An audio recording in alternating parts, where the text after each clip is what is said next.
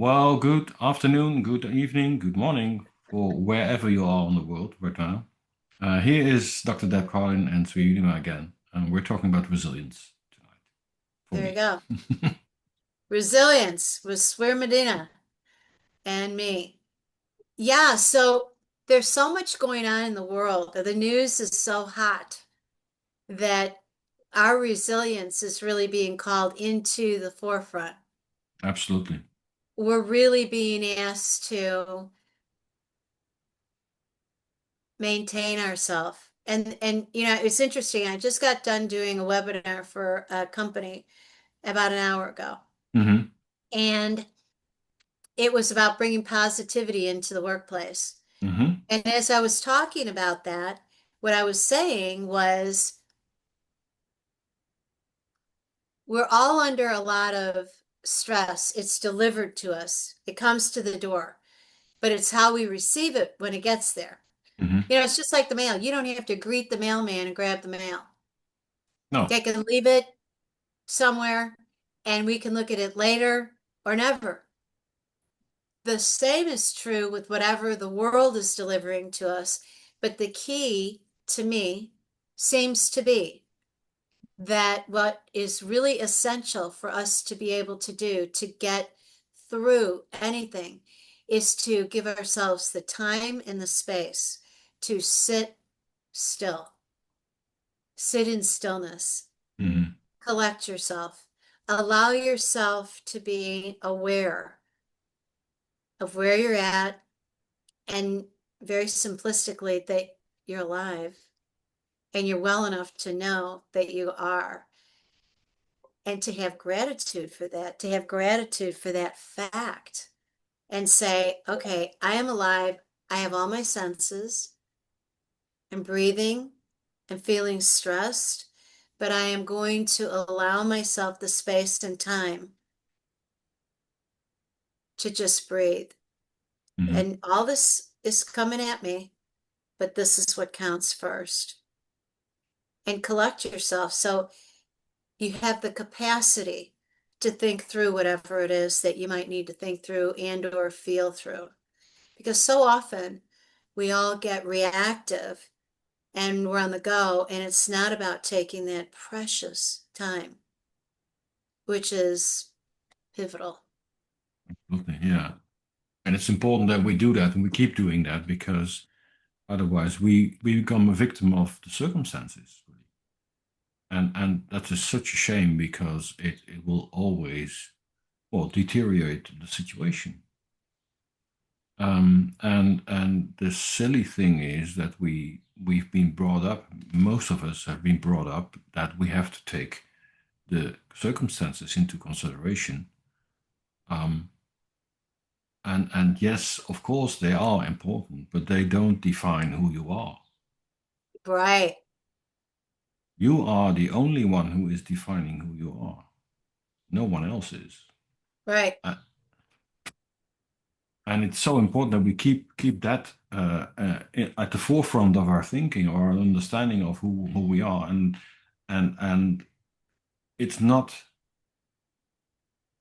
what is, well, fired at you, but it's how you respond to it. Right. And once we learn to respond in a better way, because you'll do it wrongly very often. So what is the better way? The better way is that the one which makes you feel better. Simple But as what that. is that?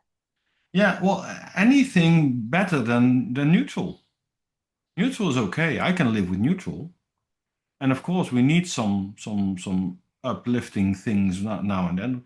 I did a walk this evening with the dog, and it was blowing quite hard. But I loved the wind swirling around my head, and the dog was was feisty and was happy, but just jumping around. And I said, "Wow, this is great. This is what life is about." There you go. And then you forget all the things that can make you worry about all kinds of stuff because there's a lot of stuff which can make you worry. But the problem is when we carry on with that, you're going to a very dark place. So what you're talking about is a technique that you really enjoy, that you know you enjoy. Hmm. When you feel stressed, when you feel a bad mood, a bad attitude, select something that is easy for you to step into, Yeah, that has produced joy in the past, and do that right then. No absolutely. hesitation. I love that idea. That is so easy. It allows us to count on ourselves, count on our intuition, and just do it. And we have loads of happy memories. So you can go to a happy memory anytime you want to. Right, And relive that experience, and enjoy it and say, okay, well, yes, I can go into the dark alley or something like that, right. but I can No, but on the also, positive track of the solution, you're yeah, right. We have a warehouse in our brain that absolutely, just has got everything in there. Go through the files and pick out all the positive, lovely, happy, loving ones and re-embrace and recreate. absolutely, and it works all the time. The funny thing is, if you just direct your attention to a different point, the I call it the non-helping thought will just dissolve. It will evaporate just like that. And you don't have to do anything for that. It's just dissolving. Because Right. we are never always angry, always mad, always sad, always happy. We're not always happy because there wouldn't be any difference. Well, It's up and down. maybe the thing for us to reiterate for people is the reality that Yeah. life and everything about life is always fluctuating. And it's kind of like being a surfer. When you're on that surfboard in the water, you have to sway with the water and move your body and move that board, adjust yourself. You can't adjust the water. Adjust yourself to accommodate so that you don't get hurt, so that Yeah. you ride the wave and you actually are stronger and better for it. Yeah. And the great thing is, while you're doing that, you're training yourself getting stronger. And Exactly. isn't that amazing? Yeah. So what do you think that the people who are faced with live war right now can do for themselves? They have to endure harsh times. And I can completely relate to that. But on the other hand, I've heard these stories about people in shelters for sheltering from bombardments and stuff like that, and they were singing with each Mhm. other, singing songs they loved, knew well, and In that unison, in unison, absolutely, right? and that empowers people. Well, you know what's beautiful about that? That there is in our human anatomy and physiology, we are the greater percentage of us is water Yeah. in every cell, and every droplet of water contains movement, and that movement is a frequency that is measurable. And what we know that happens with humming and with music, Hmm. we are creating a frequency that is healing if Absolutely, it's in the right frequency. I mean, you can make all kinds of noises that are of really course, unhealthy and it'll irritate and anger us. But when people are singing in unison the songs that are beautiful of love and peace and nature and whatever is calming, um, that's absolutely beautiful. And it's a way to really calm the mind, bring people together, get that energy measurably flowing, and it becomes a contagion across everybody who's in their absolutely. midst. Yeah. Absolutely, and I practiced it every Wednesday night. We have a four voice choir with four people. We're only four people, and Mm-hmm. we sing every Wednesday evening, and we sing all kinds of songs. Most of the time, classical songs, and also hymns and uh, religious songs. But they are very beautiful, and I always come back from those as if I've been healed a bit. And it's I'm sorry, amazing say it that again. You trailed off there. You always come back from those meetings, what? feeling a bit healed again. Again. Healed again. Yeah, it's amazing how Invigorated. that makes you feel better. It's amazing. Just singing with Absolutely. four other voices and Yep. trying to mix that in such a way that it's sounding good. And we have a wonderful conductor who's also a singing teacher at the same time.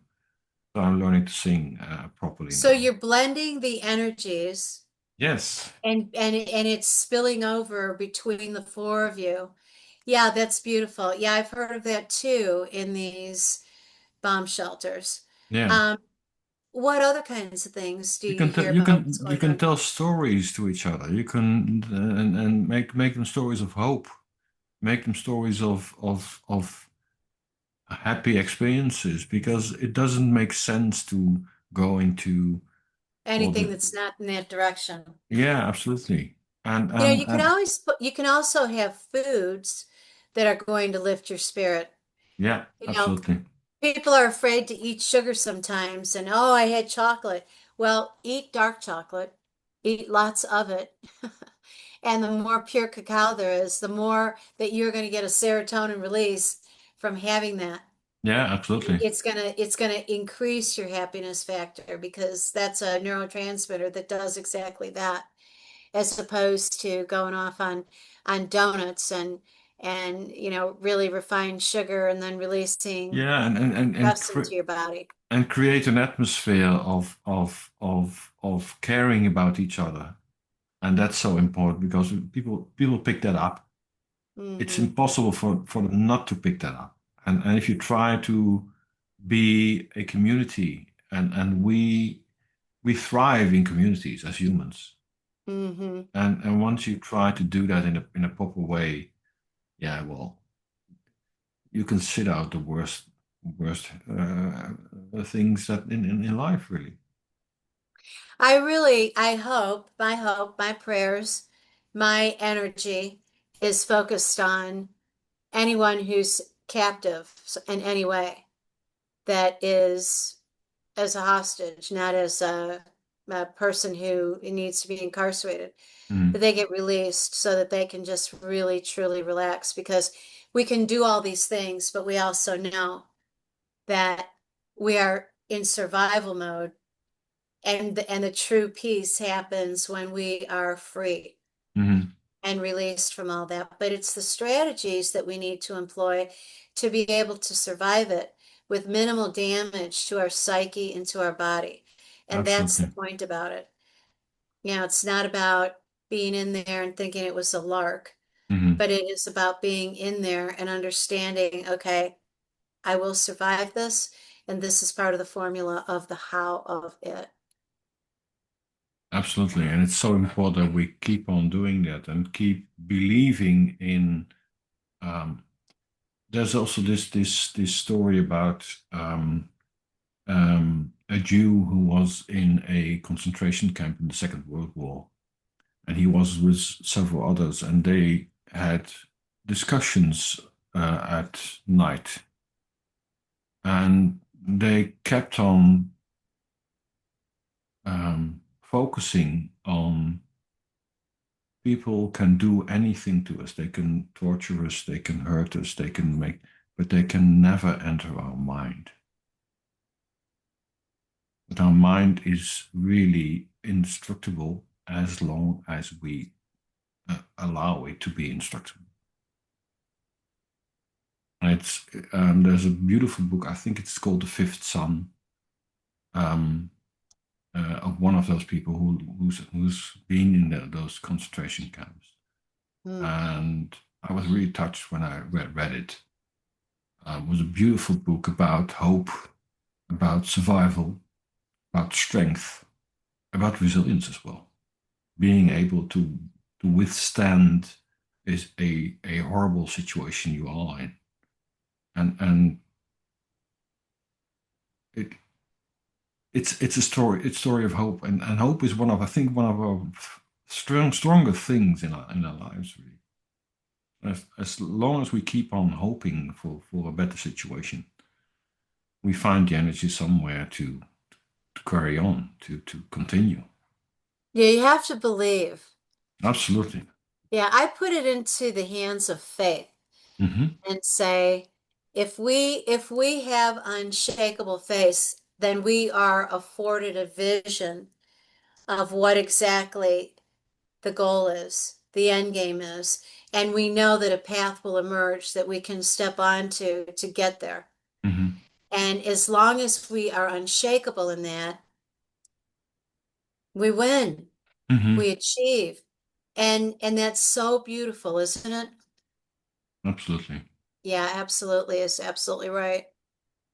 Yeah, and it's and I'm not a religious person, but the funny thing is now I've learned to understand there's something higher which has, well, for some reason created us, because we can't ignore that. There's no way. Just look at a flower, and we can never make a flower as a human being. So there Okay, must be. so what are you talking about? You say you're not religious, I'm not meaning you don't religious. go to a church I don't go to church. or I a don't. No, synagogue, no. Well, but sometimes I you do. have a faith in what? I have a faith in the power of well, of nature. Maybe I don't know. I don't give it a name. I don't give it don't make it into a thing, into a god. But I think there is an intelligence behind life. Behind life, there's an intelligence. Otherwise, we wouldn't be here. Look at the beauty of a human body. How that is, how intricate that is made. The beauty of that alone can't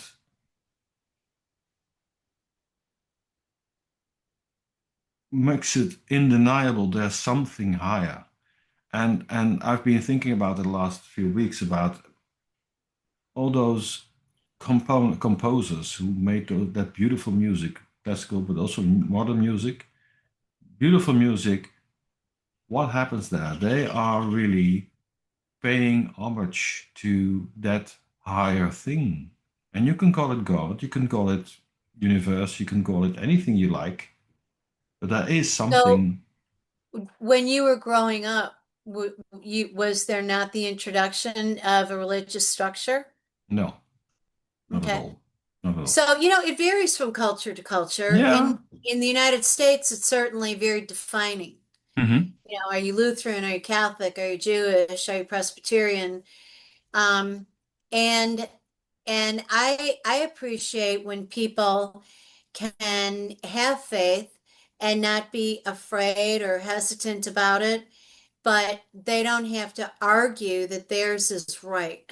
Hmm. Because the best religious leaders that I've been able to study with and be in the midst of will admit quietly, I don't know that this is the right one, but it's working for me and Yeah, this is my life.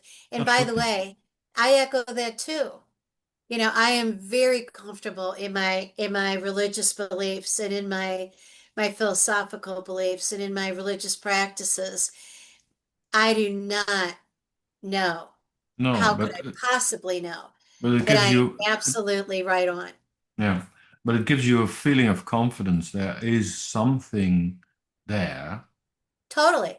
And I can't define that really, but I can so much more relate to people of the clergy or people of beautiful classical music who are trying to describe the beauty of God in their time, and because they have seen there is something higher which makes this all worthwhile. Now, see, I never knew that that's what they were doing. I thought they were just inspired. I didn't know that they were trying to express God. I feel it feels like me. It feels like that. I'm not sure because I haven't spoken to him, so that's a bit hard. but but that's how I feel it, and I can relate to people of the clergy why they would choose a life like that.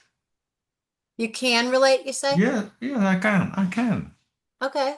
And I haven't had that when I was much younger. When I was in my teens or something, I was anti religion, and I thought, oh, this is all crazy. But I've learned a lot in the last few years, and I'm looking at it in a different way.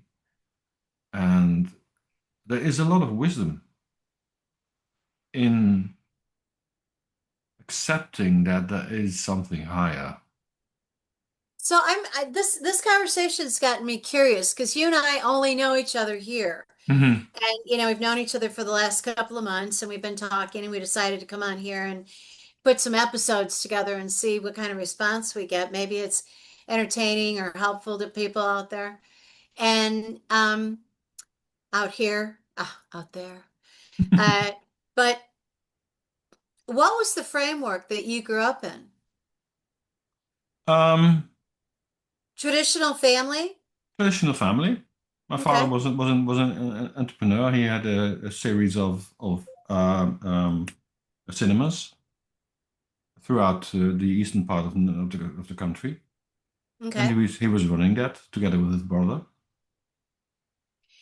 And like where you live, the part of the world that you live in, is there a religious trend of any sort? Yeah, it's Catholic. It's a Catholic religion. That part of the Netherlands is mainly Catholic. Okay. And We have were you introduced to that by your family? not really because they weren't. My mother was a Protestant, was Okay. brought up in a Protestant way, and my father wasn't.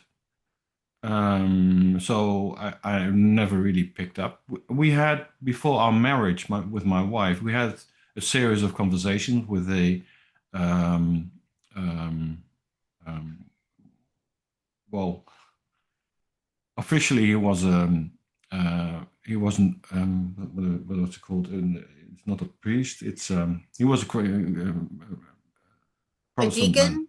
A Protestant man, well, a priest from the Protestants. Let's call it that way. A There's pastor of some a sort. pastor, something, yeah. Okay. The funny thing is, we talked about the Bible, and I could, I had difficulty with the directive way that mainly the New Testament was written. I could relate much more to the Old Testament for some reason. I don't know why exactly, but Why did you read the Bible? That was he asked that from us. He said, "Well, if you're going to marry in a church, that's what my wife wanted. Okay. I want you to have at least some knowledge about religion and the Bible and things like that." So I did that, and the amazing thing was that I liked the Old Testament much more than the New Testament. And Did you meet with them and you'd go over the readings and talk about them? yes, we did, and it was funny because he said, "This is amazing." He was a Protestant pastor, but actually he was Jewish. But he didn't know that because during the war, his parents had hidden him with the family, and that those had brought him up in a Protestant way. But he didn't know that because he was way too young before when that happened, and his parents didn't survive the war. And Yeah. after that, he was brought up in a Protestant way. So he turned Mhm. into a priest or a Protestant priest, I should say. Not a priest, but a pastor, Vicar, a minister. a vicar or something. I think a vicar is the word. No, I'm not sure. But anyway, so he said, "Well, actually, you're more of a Jew than a Christian." I said, "Well, maybe I am. I don't know. Could be, but I'm not really relating to a certain um, blend of religion. But So I you have children, yes, I do. Yeah, and so how did you and your wife decide to raise them? they were baptized, and we read the Bible to them, and that's all. Well, that's most of it what we did. Okay. So they were baptized Protestants? Yes, they were baptized Protestants. Okay. Yeah, So it was important for your wife to have a absolutely. religious structure Yeah, for your marriage it was. and then to bring your children into that structure. Yeah, So your wife is a person of faith yeah. and your children are people of faith? Not really. No, no, Okay. no. They're not active. Does your wife seem to you that she has resilience? She has resilience. Yes, I think so. Yeah, it's interesting. You're very devout about her resilience. Yeah. And I love it. That was beautiful the way that you responded there. Do you think that a percentage of her resilience comes from the fact that she's got a deep faith? Oh, I'm convinced it is. Absolutely. Me too. Absolutely. Yeah. I'm quite convinced. Yeah. You know, decades of research, many decades of research Hmm. indicate very clearly in psychology, in medicine, in the academic journals that it is prognosis positive, the influence of the faith factor. Hmm.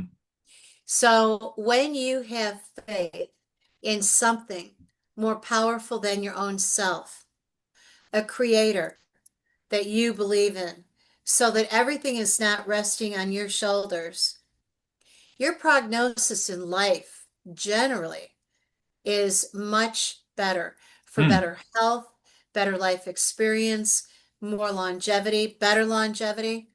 I think that's fascinating. And the reason I think it is fascinating is because it's the core of Hmm. humanity.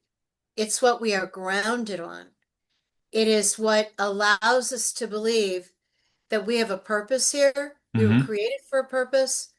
We develop our skills. We realize and actualize our skills. We utilize them. And then we have the beauty of being able to understand we're not lost out here. Hmm. No. There's another impact, another guiding force, another plan. And this is not all there is this Hmm. life. There's this glorious afterlife where we are understanding it all or recycled, depending on what your convictions are, right? Absolutely. Yeah. Yeah. And I'm quite open to that as well because I've been in an accident many years ago, 26 years ago. I was hit by a car, and um, I think I told you already, didn't You I? talked Yeah. about it on Yeah. one of our episodes, I Yeah. remember. Yeah. I Yeah. think so. And that gives me the conviction that where we are going is so good to be. So Well, then, the funny thing is, I'm longing to be there. I don't want to die, but what but is your resistance to operating within a structure? Is it the humanness of being in a church and being in that community and sort of being directed? no, I don't think so. I think that it's important that